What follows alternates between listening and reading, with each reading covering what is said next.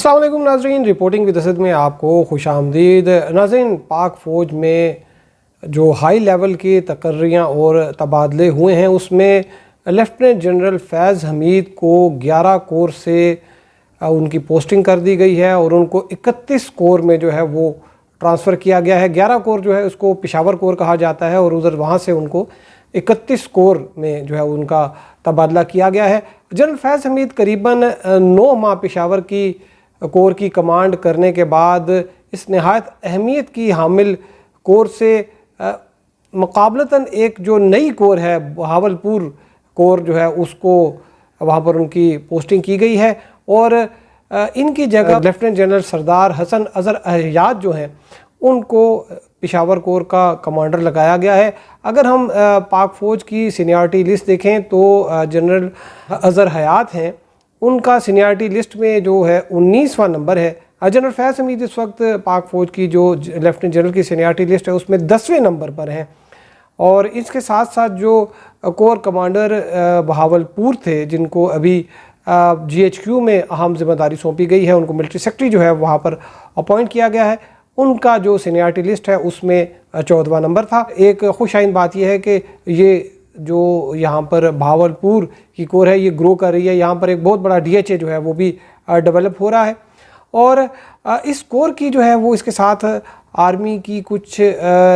नाखुशगवार जो है यादें भी वाबस्ता हैं, उनकी भी आपको तफसीलात बताएंगे। लेकिन अभी तक अगर आपने channel reporting with Asad subscribe नहीं किया तो चैनल ज़रूर सब्सक्राइब कीजिए। तो नाज़रीन, ये जो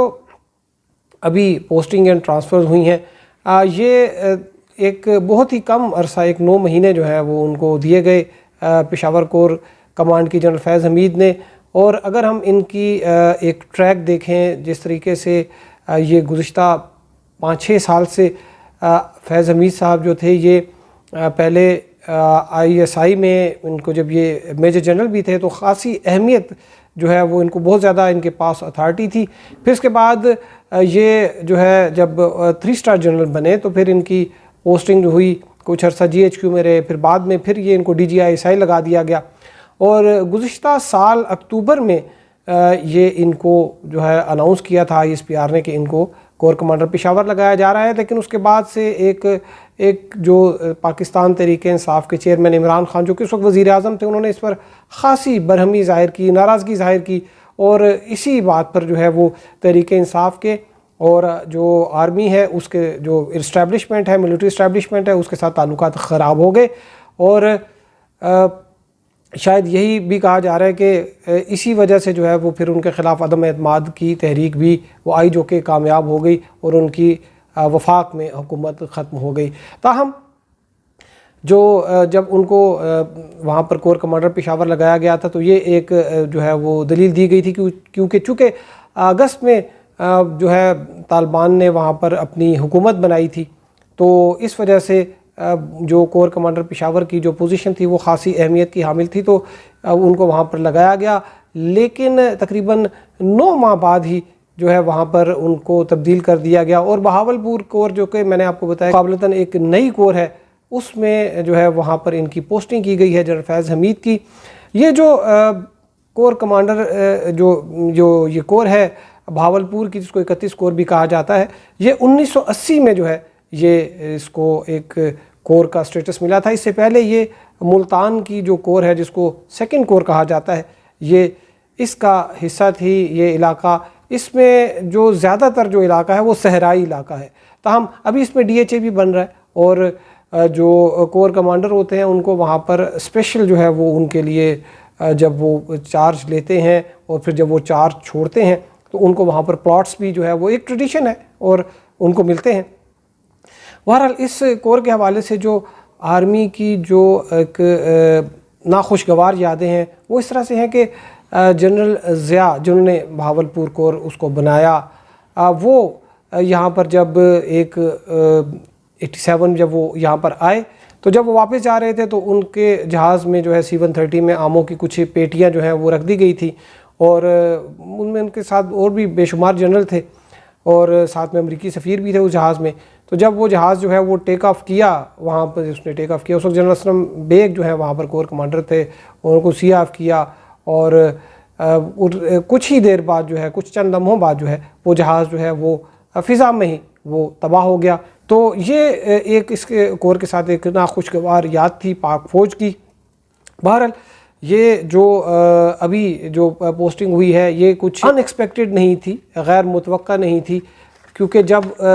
یہ ان کو پوسٹ کیا گیا، کور کمانڈر پشاور لگایا گیا، اور اس پہ جو ری ایکشن آیا تھا اس وقت کی جو حکمران جماعت کا اور خصوصاً اس کے چیئرمین کا، تو اس میں جو جنرل فیض حمید ہیں ان کی پوزیشن کافی کمپرومائز ہو گئی تھی، اور اس وقت یہ کہا جا رہا تھا کہ شاید ان کو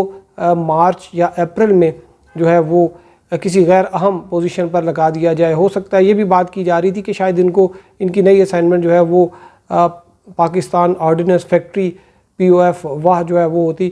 کیونکہ اس سے پہلے جو جنرل بلال اکبر تھے وہ راولپنڈی کی کور سے جو ہے ان کو POF واہ میں لگا دیا گیا، ان کو جو ہے وہ بہاولپور کا کور کمانڈر جو ہے وہ بنایا گیا۔ جو دفاعی تجزیہ کار ہیں ان کے مطابق جو بہاولپور کی کور ہے یہ اتنی اہمیت کی حامل نہیں ہے جتنی کہ ان کی موجودہ اسائنمنٹ تھی، یا اس سے پہلے جس طرح وہ DGISI رہے ہیں، تو یہ ان کے کیلیبر کی جو ہے شاید پوسٹ نہیں تھی۔ بعض اوقات ان ایکسپیکٹڈ ٹاسک جو ہیں وہ بھی ملتے ہیں، تو اس وجہ سے یہ بھی جو ان کو کور دی گئی ہے، تو اس میں بھی میرے خیال میں جو باتیں کی جا رہی تھیں آج سے کچھ 7-8 مہینے پہلے یا تقریباً اکتوبر کے بعد سے، اس حوالے سے مقابلتاً ایک اچھی اسائنمنٹ ان کو ملی ہے۔ اور اس میں اب بہرحال ایک یہ بات ہے کہ جو ان کے حوالے سے چونکہ جو اپوزیشن پاکستان مسلم لیگ نون ہے اس کی ریزرویشنز بھی ہیں، تو اب یہ چونکہ ایک سرائیکی جو زون ہے وہاں پر یہ ہوں گے، تو ابھی آئندہ جو بائی الیکشن ہے یا جو نیکسٹ جنرل الیکشن ہے، اگر اس وقت تک یہ وہاں پر موجود رہے تو شاید جو اپوزیشن ہے وہ دوبارہ سے اس حوالے سے کوئی بات چیت کرے۔ لیکن چونکہ پشاور میں یہ رہے اور وہاں پر بھی جو ان کا ایک دور تھا، اشارے کنائے میں کوئی ان کے حوالے سے کچھ باتیں ہوتی رہی، لیکن کوئی اس طرح کی کوئی واضح کوئی کسی نے کبھی کوئی بات نہیں کی کہ انہوں نے کوئی الیکشن جو ہے مینیپولیٹ کیا ہو، یا بلدیاتی الیکشن میں انہوں نے کوئی جو ہے وہ اپنا کوئی رول پلے کیا ہو۔ بہرحال ابھی جو پوسٹنگ اور ٹرانسفر ہوئی ہیں اور جس طریقے سے فیض حمید صاحب جو ہیں ان کو 31 کور دی گئی ہے، تو اس سے ان کا نظر آ رہا ہے کہ آگے بھی چل کر شاید کیا ہوگا، کیونکہ ابھی نومبر میں بھی جو آرمی چیف کے حوالے سے بھی حکومت نے کوئی فیصلہ لینا ہے کہ کیا جنرل قمر رضیت باجوہ جو ہیں ان کو ایکسٹینشن دی جائے گی، یا جو کوئی نئے کوئی جو ابھی جو لوگ سینیارٹی میں ہیں ان میں سے کسی کو کنسیڈر کیا جائے گا۔ تو بہرحال ابھی تو اس میں تقریباً 2-3 مہینے ہیں، تو آپ کو اس حوالے سے مزید اپڈیٹ کریں گے۔ اب تک کے لیے اتنا ہی، ہمارے ساتھ رہنے کا شکریہ، اللہ حافظ۔